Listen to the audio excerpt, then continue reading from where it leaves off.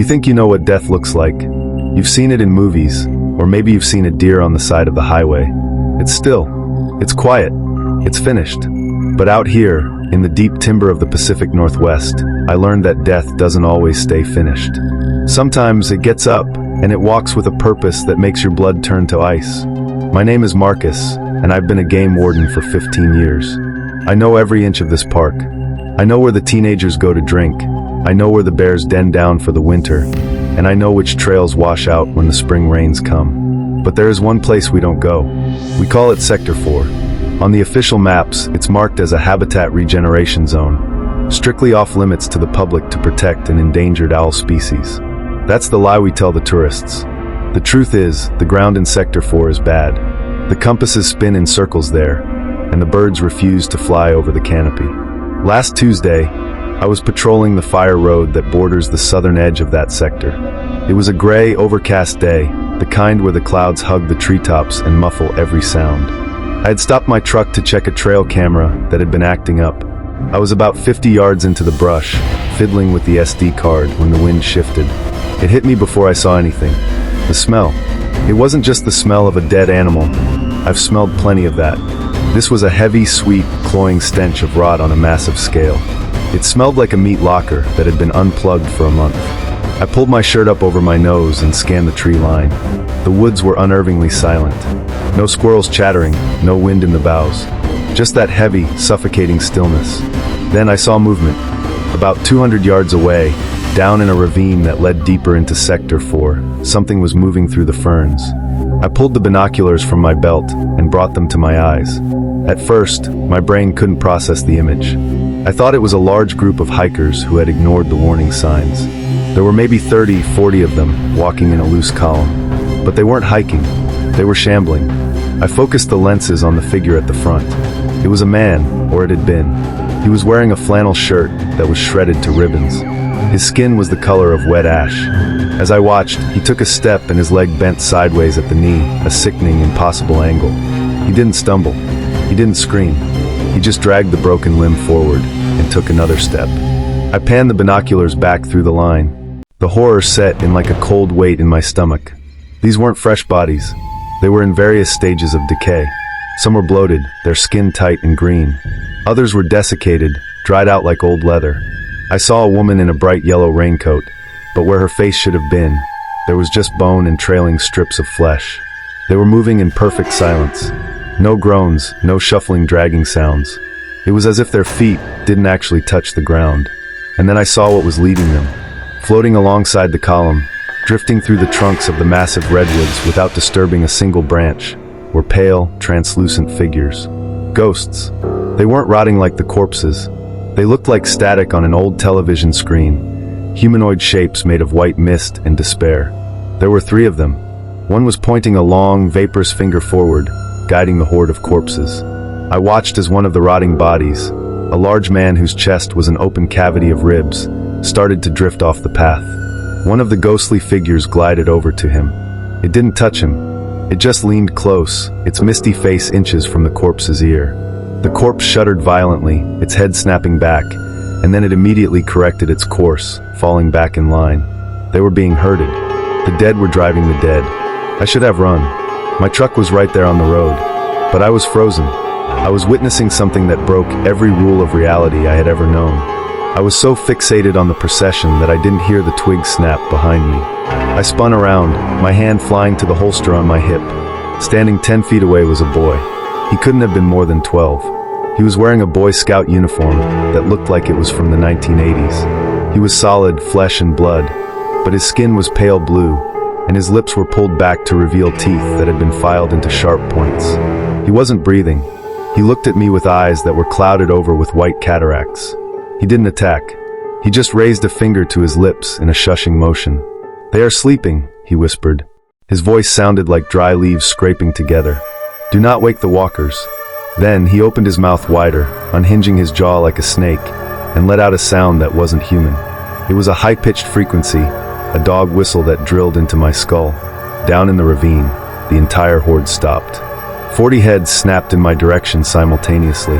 The sound of 40 necks cracking echoed through the silent forest. The ghosts stopped their drifting and turned to face me.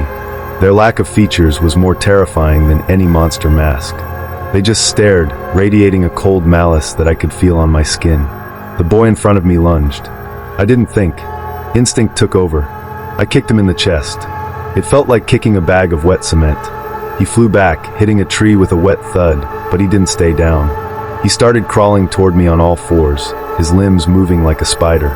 I turned and scrambled up the embankment toward the road. Behind me, the silence of the ravine was broken. A roar erupted, not a roar of anger, but of hunger. The horde was moving. The slow shambling was gone. I could hear the crashing of brush, the snapping of saplings as a wall of dead meat charged up the hill. I threw myself into the driver's seat of my truck and slammed the door just as a gray hand slapped against the window. I looked out. It was the woman in the yellow raincoat. She was pressing her skeletal face against the glass, gnashing teeth that were brown with rot. Behind her, the white mist of the ghosts was flowing up the hill like a fog bank, darkening the daylight. I gunned the engine and tore out of there, tires spinning in the mud. I didn't look in the rearview mirror until I was 5 miles away. When I finally did, the road behind me was empty, but the feeling of being watched never left. I reported it as a bear sighting. I told my supervisor I saw a pack of aggressive grizzlies. He looked at me like he knew I was lying, like he knew exactly what was in Sector 4, but he didn't say a word. He just signed the report and told me to take a few days off. But I can't relax, because last night I was sitting on my porch miles away from the park and the wind shifted. I smelled it again, that sweet, cloying scent of rot. And at the edge of my property in the tree line, I saw a flash of yellow raincoat. They aren't confined to Sector 4 anymore. They are migrating, and I think they followed me home. You think silence is quiet, but you're wrong. In the deep woods, silence is a frequency. It's a heavy, suffocating blanket that presses against your eardrums until you start hearing the blood rushing through your own veins. I spent 90 days in a glass box 60 feet above the ground in the Fremont National Forest, and I learned very quickly that the trees don't just watch you. They wait. And sometimes, if you stare at them long enough, they start to show you things that defy every law of nature you thought you understood. My name is Elias, and I took the fire watch job because I needed the money and the solitude. I was running away from a messy divorce and a drinking habit, thinking that 3 months of staring at the horizon would clear my head. The tower was standard issue, a rusted steel skeleton topped with a 12 by 12 cabin, windows on all sides, a cot, a propane stove, and a radio that only worked when the weather felt like being generous. The first month was peaceful.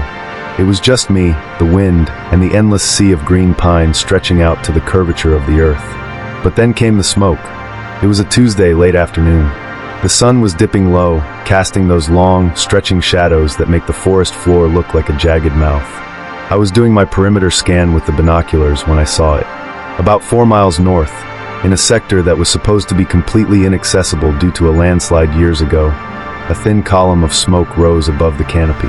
As a lookout, your heart stops when you see smoke. Fire is the enemy. I grabbed the Osborne firefinder, ready to triangulate the position and radio it in. But then I stopped. I put the binoculars back up to my eyes and focused. It wasn't a wildfire.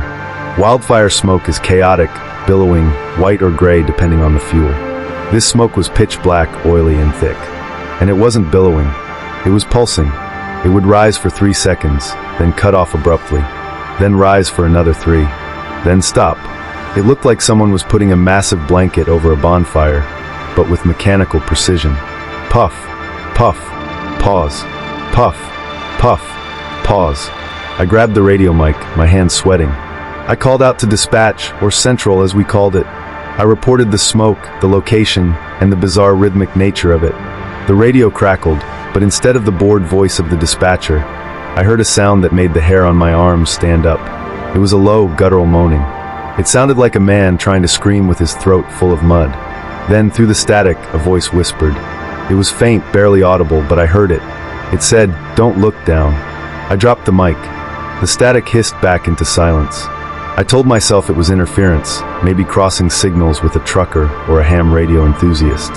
But the feeling of dread in my gut was heavy, like I'd swallowed a stone. I looked back out the window. The smoke had changed. There were 2 columns now, twin pillars of black filth rising into the sky, and they were closer. I didn't sleep that night. I sat in the center of the room with my back against the Osborne, holding a flare gun I'd found in the emergency kit. Every time the wind rattled the window panes, I flinched. The next morning, the forest was shrouded in a thick mist, but the smell was impossible to ignore. It didn't smell like pine needles and rain anymore. It smelled like copper and spoiled meat. I went out onto the catwalk, the metal grating cold under my boots, and looked down. At the base of my tower, just at the edge of the clearing, they were standing there. At first, my brain tried to rationalize it. I thought they were hikers, maybe lost campers. There were about 10 of them. They were standing perfectly still, facing the tower. But as I raised my binoculars, the logic fell apart. Their clothes were shredded, remnants of flannel and denim that looked decades old, stained with earth and dried fluids. But it was their skin that made me gag. It was gray, sloughing off the bone in wet patches. Some of them were missing huge chunks of flesh. One man, if you could call him that, had a jaw that hung loose, disconnected on one side, swinging in the breeze. These weren't people. They were husks. I stumbled back into the cabin and locked the door, which seemed ridiculous because the walls were made of glass. I grabbed the radio again, screaming for help. This time, the voice came through clear as a bell. It wasn't the dispatcher. It was a woman's voice, calm and monotone. "They're hungry, Elias. The soil is too cold. They want the warmth." "Who is this?" I screamed. "Send a chopper. I'm under siege." "You aren't under siege," the voice replied, sounding almost sad. "You are the offering." Then the banging started. It wasn't at the door. It was on the metal legs of the tower.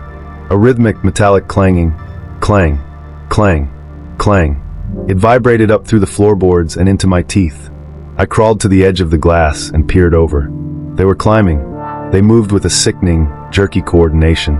Their limbs snapped and bent at angles that should have broken bones. I watched a woman in a tattered ranger uniform, my uniform, climb hand over hand. She looked up, and her eyes were gone. Just empty, black sockets that seemed to suck the light out of the air. She opened her mouth and let out a sound that I will hear until the day I die. It wasn't a scream. It was the sound of a forest fire, a crackling, wheezing roar. I panicked. I grabbed the heavy fire extinguisher from the wall and stood over the trap door in the floor. It was the only way in or out. The clanging got louder, closer. I could hear their wet, slapping hands on the metal grates of the catwalk. The radio buzzed again. "Join us, Elias. The smoke carries our souls. Join the smoke. Go to hell," I shouted, smashing the radio with the butt of the flare gun. The trapdoor handle turned. I watched it, paralyzed. I had locked it, hadn't I? I was sure I locked it. But the metal latch groaned and began to twist. The steel was bending. Whatever was on the other side possessed strength that no human should have. The heavy iron door creaked open an inch, and gray fingers curled over the lip. The fingernails were gone, just raw, bloody stumps digging into the floor. I didn't wait. I pulled the pin on the fire extinguisher and slammed the nozzle into the gap, spraying the chemical powder directly into the face of the thing beneath. A howl erupted, shaking the glass walls. I stomped on the door with my boot, hearing the crunch of bone as I smashed the fingers.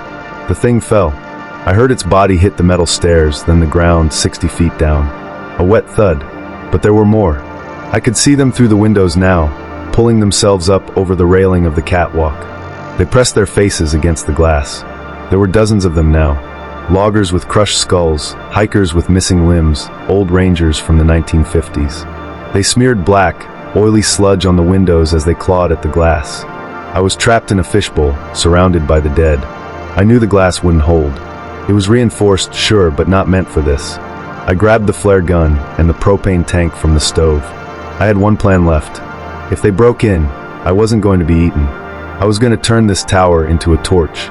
I huddled in the center of the room, the flare gun pointed at the propane tank. Outside, the sun began to set, turning the sky a blood red. The scratching on the glass became deafening. It sounded like a million rats chewing on bone. Then, everything stopped. The scratching ceased. The moaning faded. The radio, which I thought I had broken, crackled to life one last time. "Not yet," the voice whispered. "The smoke isn't finished." I looked up. The figures on the catwalk were backing away. They climbed over the railing and dropped. Not falling, but dropping with purpose. I heard them hit the ground, one by one. I crawled to the window and looked down. They were forming a circle around the base of the tower. They stood there, heads tilted back, looking up at me with those eyeless sockets. And then, the smoke returned. It poured out of their mouths. Thick, black, oily smoke billowing up from their rotting lungs, rising up the sides of the tower, enveloping me in darkness. I passed out from the fumes. I don't know how long I was out. When I woke up, it was morning. The air was clear. The ground below was empty. No bodies. No footprints. The only proof I had was the bent latch on the trapdoor and the black, greasy smears on the outside of the windows. I hiked out that day. I didn't radio for help. I didn't pack my bags. I just ran. I ran until my lungs burned and my boots fell apart. I told the rangers I had a mental breakdown. I told them the isolation got to me. They believed me. They always do. But I know the truth. I kept the map of the area. I traced the locations where I saw the smoke signals those first 2 days. When you connect the dots on the map, it doesn't make a shape. It spells a name. It spells my name. I don't go into the woods anymore. I live in the city, surrounded by concrete and noise. But sometimes when the wind blows from the north, I can smell it. That mix of rotting meat and sulfur. And I know they are still out there, standing in the tree line, waiting for the fire watch to return. Waiting for me.